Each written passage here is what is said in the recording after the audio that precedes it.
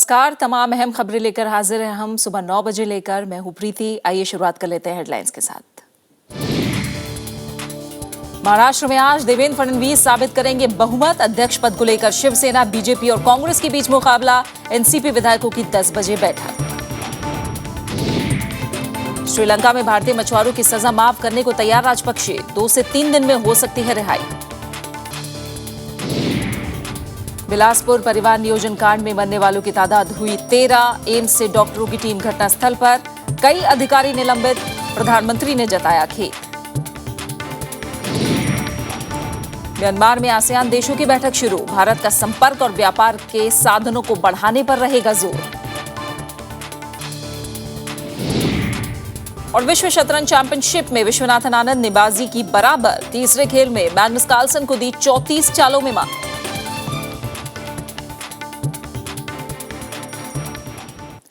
महाराष्ट्र में बीजेपी सरकार को आज विश्वास मत हासिल करना है। आज ही विधानसभा अध्यक्ष के लिए चुनाव होना है। बीजेपी, शिवसेना और कांग्रेस की तरफ से उम्मीदवार उतारने के बाद अध्यक्ष पद पर मुकाबला त्रिकोणीय है। सभी दलों ने विधायकों को व्हिप जारी करके विधानसभा में मौजूद रहने का निर्देश दिया है। महाराष्ट्र में विश्वास मत से पहले सभी पार्टियां रणनीति बनाने में जुटी हैं। मुख्यमंत्री देवेंद्र फडणवीस ने बीती रात बीजेपी विधायकों को खाने पर बुलाया। शिवसेना अध्यक्ष उद्धव ठाकरे भी विधायकों से मिले। एनसीपी के वरिष्ठ नेताओं और विधायकों ने भी बैठक कर रणनीति को आखिरी रूप दिया। आज सुबह 11 बजे विधानसभा अध्यक्ष का चुनाव तय है। बीजेपी के हरिभाऊ बागड़े, शिवसेना के विजय औती और कांग्रेस की वर्षा गायकवाड़ ने इस पद के लिए पर्चा भरा है। सुबह 10 बजे तक उम्मीदवार अपना नाम वापस ले सकेंगे। मुख्यमंत्री देवेंद्र फडणवीस ने आमराय से अध्यक्ष का चुनाव करने की बात कही। उन्होंने कांग्रेसी नेताओं से मिलकर इस पर चर्चा भी की है, लेकिन कांग्रेस ने इसे देरी से उठाया गया कदम बताया। जो सत्तारूढ़ पक्ष रहता है, जिनको गवर्नमेंट चलानी रहती है, उनको अध्यक्ष होना चाहिए, स्वाभाविक है। लेकिन इस तरीके से बीजेपी की तरफ से कोई अपोजिशन को वहां पे नहीं बुलाया गया, विश्वास में नहीं लिया जा रहा है अध्यक्ष पद के लिए। उधर एनसीपी आज इसका फैसला करेगी कि उसके विधायक विश्वास मत के दौरान गैर हाजिर रहेंगे या बीजेपी सरकार के पक्ष में मतदान करेंगे। इस बीच बीजेपी महासचिव राजीव प्रताप रूडी ने कांग्रेस को छोड़कर सभी दलों से देवेंद्र फडणवीस सरकार को समर्थन देने की अपील की है। We did want Shiv Sena to come along with us, which was not possible. Post elections in the government, we wanted Shiv Sena to come along with us. There has been some hiccups in that, but anyone and all of those who want to support in the development of Maharashtra will accept their support. May not be possible to include them in the government, and we like Shiv Sena to come along with us. 288 सदस्यों वाले महाराष्ट्र विधानसभा में BJP के 121 विधायक हैं। उसे समर्थन के लिए 24 और विधायकों की जरूरत है। एनसीपी ने सरकार को समर्थन देने की घोषणा कर रखी है। इस तरह अगर शिवसेना के 63 और कांग्रेस के 42 विधायक बीजेपी के खिलाफ वोट करते हैं तो सरकार को कोई खतरा नहीं है। शिवसेना ने नेता विपक्ष के लिए भी विधानसभा सचिव को चिट्ठी लिखी है। Bureau report, Rajya Sabha TV. BJP Jammu Kashmir में अकेले चुनाव लड़ेगी। पार्टी ने पूर्व अलगाववादी नेता सज्जाद लोन से किसी तरह के गठबंधन से इनकार किया है। उधर सज्जाद लोन ने भी इससे इनकार किया।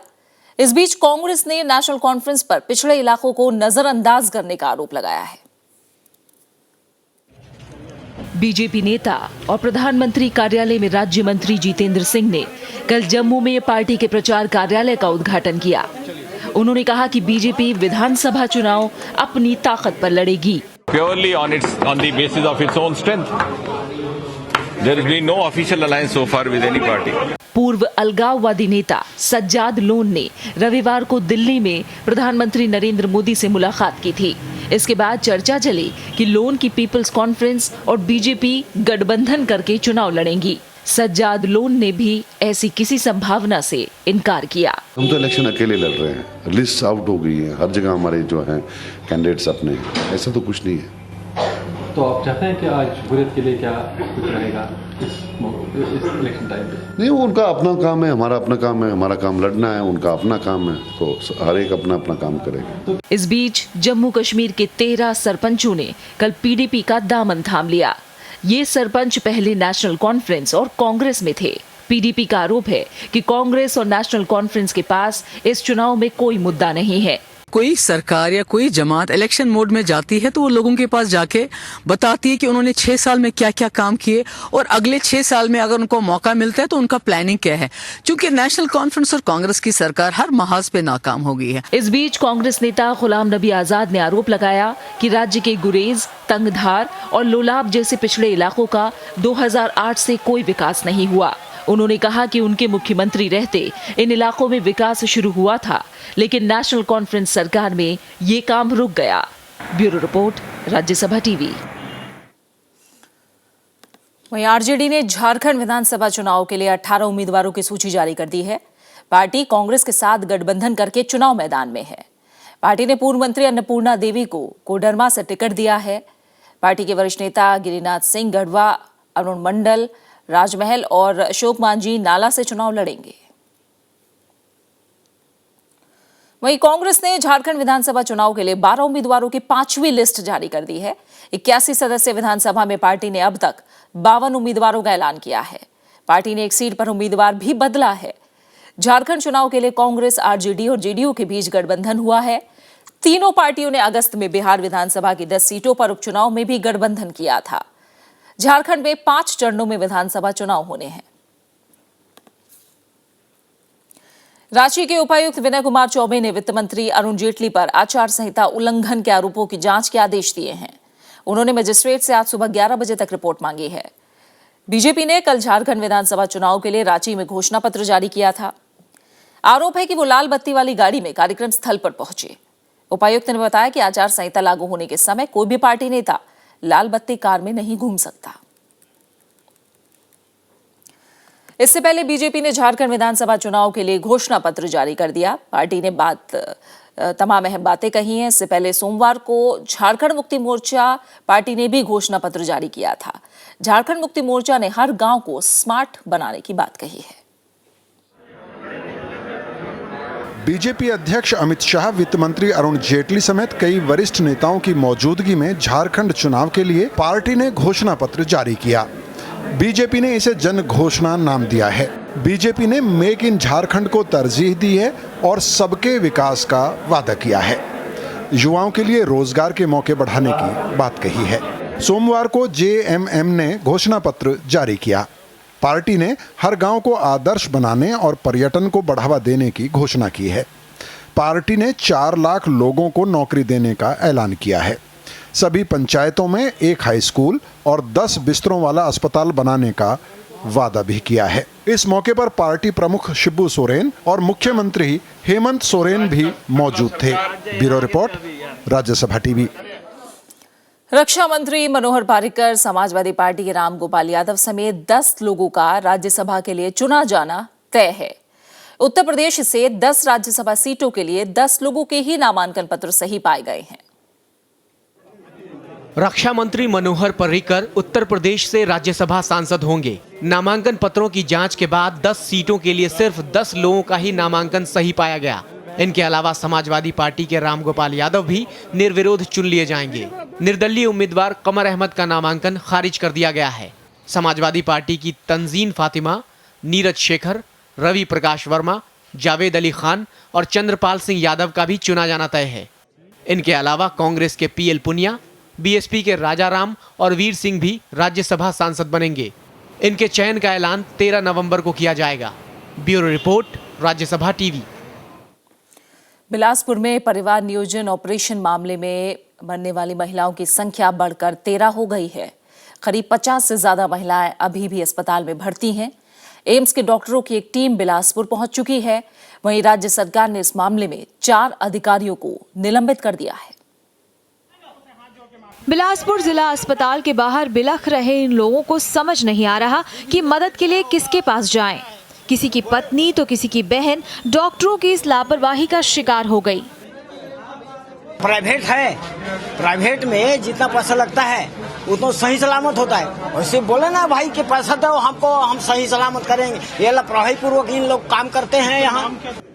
हादसा होने के बाद सरकार जागी और आनन फानन में सीएचएमओ सहित 4 लोगों को सस्पेंड कर दिया। मुख्यमंत्री रमन सिंह के कहने पर केंद्र ने एम्स के डॉक्टरों की एक टीम को भी बिलासपुर रवाना किया ताकि हादसे के तह तक जाया जा सके। मुख्यमंत्री उन सभी अस्पतालों में गए जहां महिलाओं का इलाज चल रहा है। हादसे का शिकार हुई महिलाओं के परिवार को 4-4 लाख रुपए के मुआवजे की भी घोषणा की गई। CHMO बिलासपुर डॉक्टर भांगे और BMO तखतपुर डॉक्टर तिवारी की भी निलंबित करने की कार्रवाई आदेश जारी हुआ है और डॉक्टर RK गुप्ता जिसने ये ऑपरेशन किया उनको निलंबित ही नहीं किया गया बल्कि उनके खिलाफ क्रिमिनल केस में FIR दर्ज करने का भी निर्देश जारी किए गए हैं। कांग्रेस अध्यक्ष सोनिया गांधी ने इस घटना पर गहरा दुख जताया है। पार्टी ने दोषियों के खिलाफ कड़ी कार्रवाई की मांग की है। कांग्रेस ने आज छत्तीसगढ़ बंद का ऐलान किया है। ये निर्मम हत्या के अलावा इसको और किसी श्रेणी में नहीं डाला जा सकता और जो भी जवाबदार हैं उनके ऊपर हत्या का मुकदमा चलना चाहिए। इस तरह की घटनाएं घटित होंगी जिसमें लापरवाही की वजह से महिलाओं की जान जाए, उनका स्टेरिलाइजेशन सुरक्षित ना हो, तो नसबंदी में बहुत ज्यादा सुरक्षा की व्यवस्था की जानी चाहिए और सरकार को ये देखना चाहिए कि बहुत अच्छे सही तरीके से नसबंदी हो। छत्तीसगढ़ में सरकारी ऑपरेशन शिविरों में लापरवाही बरतने का पहला वाकया नहीं है। 2011 और 2012 में दुर्ग में इसी तरह के एक शिविर में मोतियाबिंद के ऑपरेशन के बाद 60 से ज्यादा लोगों की आंखों की रोशनी चली गई थी। इस बार भी पहली नजर में मामला डॉक्टरों की लापरवाही का ही नजर आता है। स्वास्थ्य विभाग ने बिलासपुर जिले के अलग अलग ब्लॉक में परिवार नियोजन के 13 शिविर लगाए थे। हर शिविर को टारगेट दिया गया। टारगेट पूरा करने के चक्कर में 2 डॉक्टरों ने मिलकर एक दिन में 83 महिलाओं का ऑपरेशन कर दिया, जिसके बाद महिलाओं की तबीयत बिगड़ने लगी। Bureau report, Rajya Sabha TV. Sri Lanka में सजा पाए 5 भारतीय मछुआरों को अगले 2-3 दिन में रिहा किया जा सकता है। अंग्रेजी अखबार द हिंदू के मुताबिक श्रीलंका के राष्ट्रपति महिंदा राजपक्षे इन मछुआरों को माफ कर सकते हैं। श्रीलंका सरकार के मंत्री प्रभा गणेशन से राष्ट्रपति महिंदा राजपक्षे ने कहा कि वो भारतीय मछुआरों को माफ कर सकते हैं और 2-3 दिन में उनकी रिहाई हो सकती है, लेकिन अपील की वजह से मामला 6 महीने खिंचेगा। राजपक्षे ने कहा कि इस मामले में प्रधानमंत्री नरेंद्र मोदी से चर्चा हो चुकी है और कोलंबो में भारतीय उच्चायोग बिना वजह सजा के खिलाफ अपील पर बड़ी रकम खर्च कर रहा है। और फिलहाल यहां रुकना एक छोटे से ब्रेक के लिए, और ब्रेक के बाद अफगान सीमा पर पाकिस्तानी सेना की कार्रवाई में 37 आतंकी ढेर।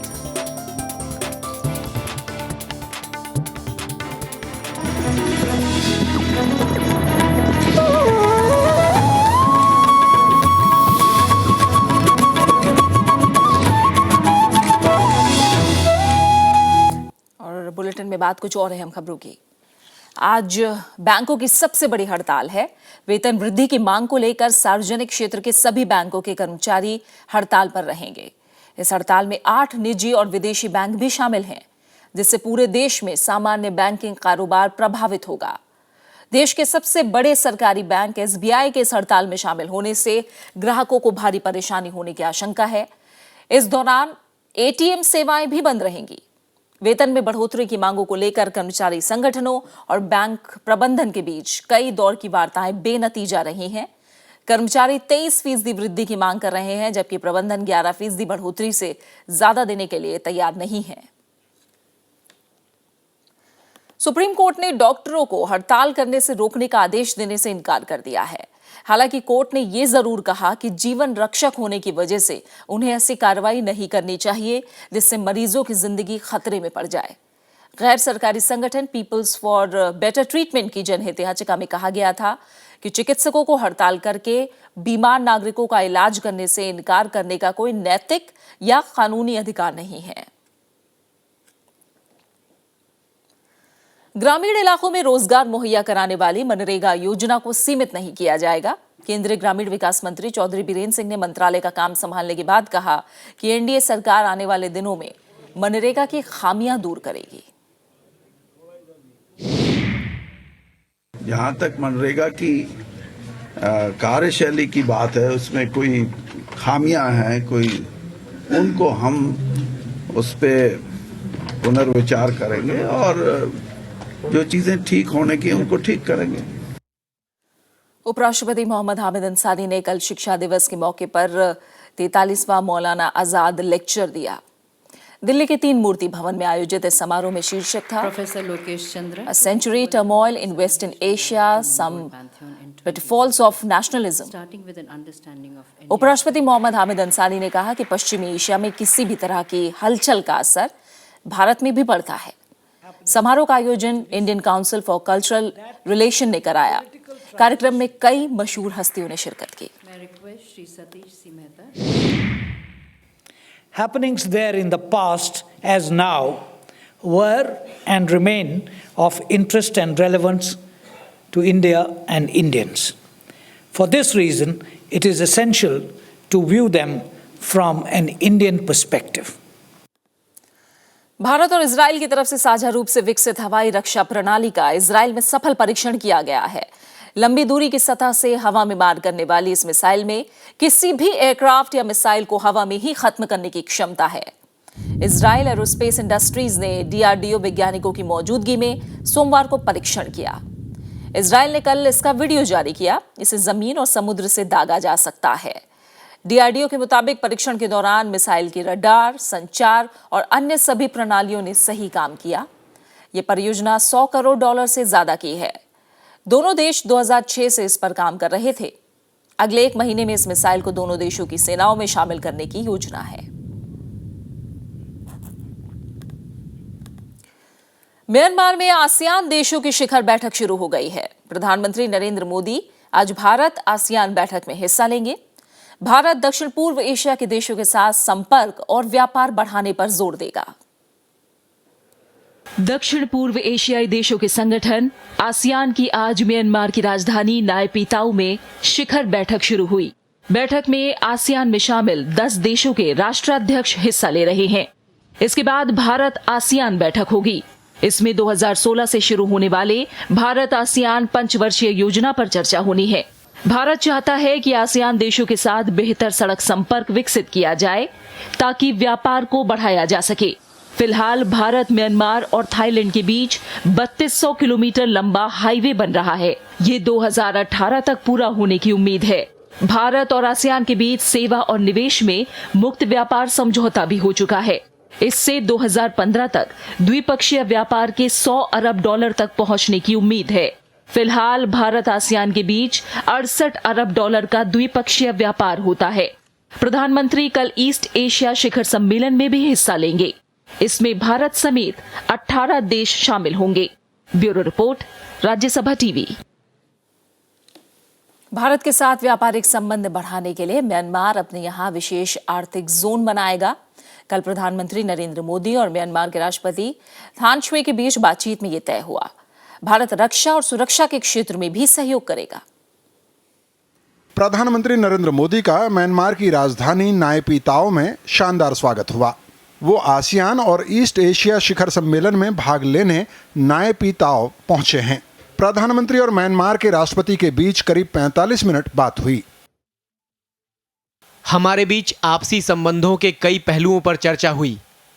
हमने संस्कृति, वाणिज्य और यातायात के क्षेत्र में संबंधों को मजबूत बनाने पर विस्तार से बात की। दोनों देशों ने व्यापारिक रिश्तों को मजबूत करने के लिए अहम फैसले लिए। भारतीय उद्योगपतियों को राष्ट्रपति श्वे ने सुविधाएं देने की बात स्वीकार की। प्रधानमंत्री ने निवेश और रणनीतिक संबंधों को नई ऊंचाई तक ले जाने का भरोसा दिलाया। Bilateral trade is well below potential.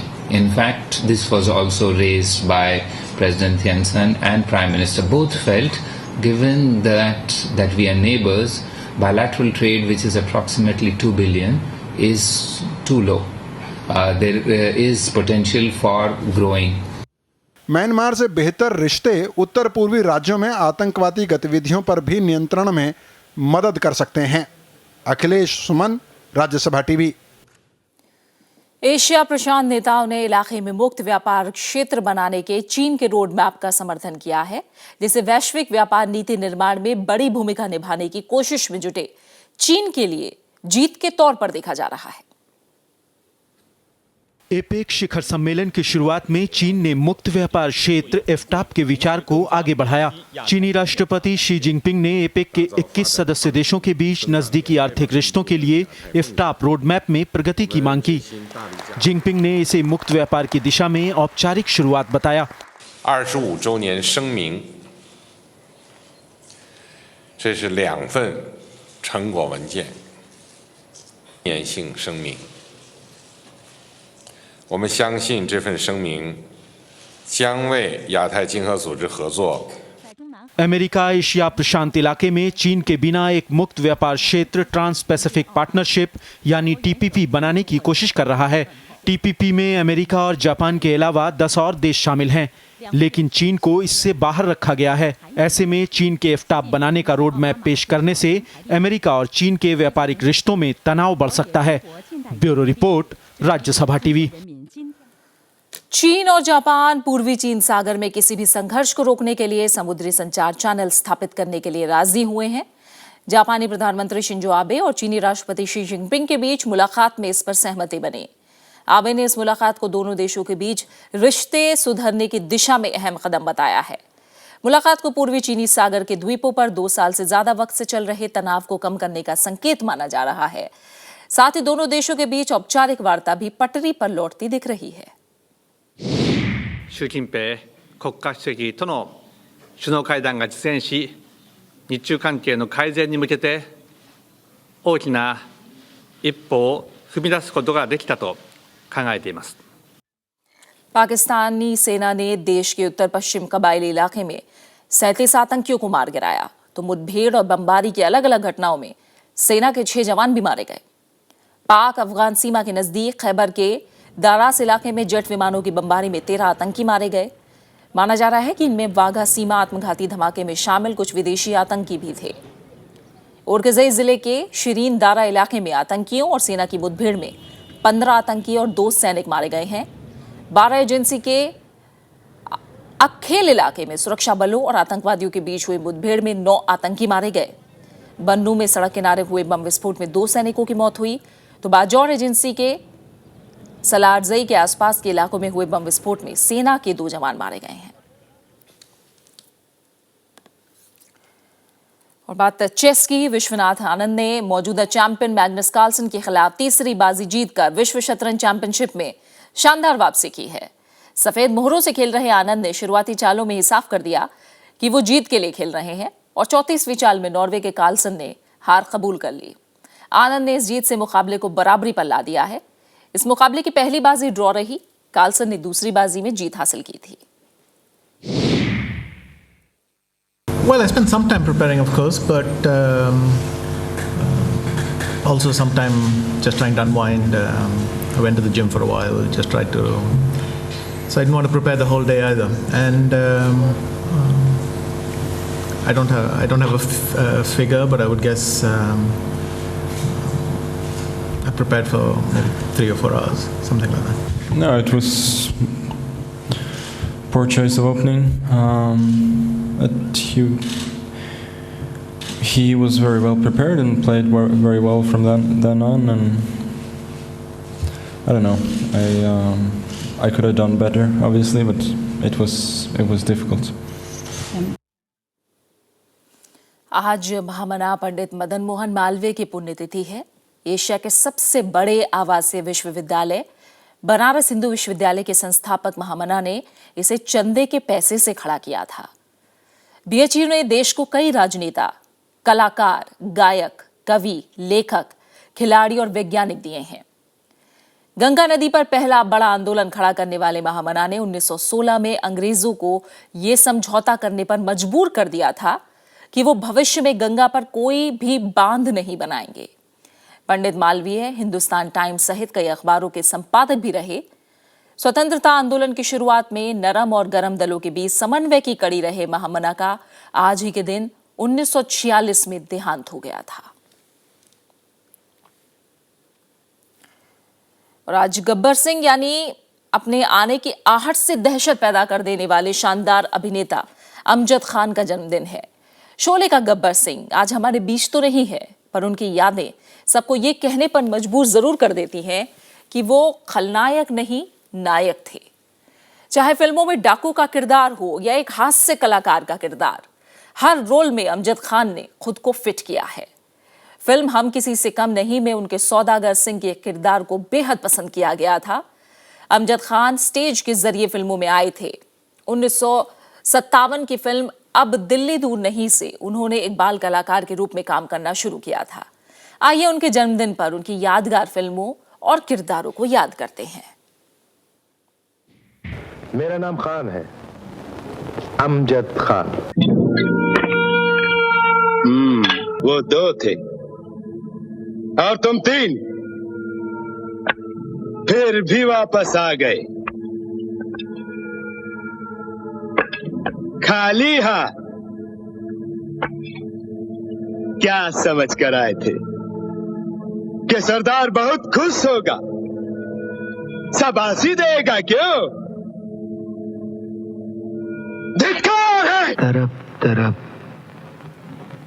सगरी रैन गुजरी, कौन देश गयो सावरिया। खेल तो बाद में शुरू होगा, पहले ये तो देख लो बाजी पे दाव क्या लगा है तुम्हारा। अरे मेरी बात तो सुन, मेरा बता दो नहीं और बच्चा पैदा कर दियो। ये आवाज़ें कैसी आ रही है? कुछ नहीं, वो मेरा बहुत पुराना दोस्त है ना, बहुत दिनों के बाद मिला है, इधर गले मिल रहे हैं। तुम जाओ तुम जाओ। भूल भुलैया शहर की गलियां, घर का रास्ता भूल बैठा। भूल भुलैया शहर की गलियां, घर का रास्ता भूल बैठा। शायर तो नहीं मगर हंसी, जब से देखा मैंने तुझको शायरी आ गई। बहुत जान है तेरे हाथों में। याद है ठाकुर क्या कहे थे तुम? ये हाथ नहीं फांसी का फंदा है। देख फंदा खुल गया फंदा। बहुत जान है हाथों में है। ये हाथ हमको दे दे ठाकुर। ये हाथ हमको दे ठाकुर।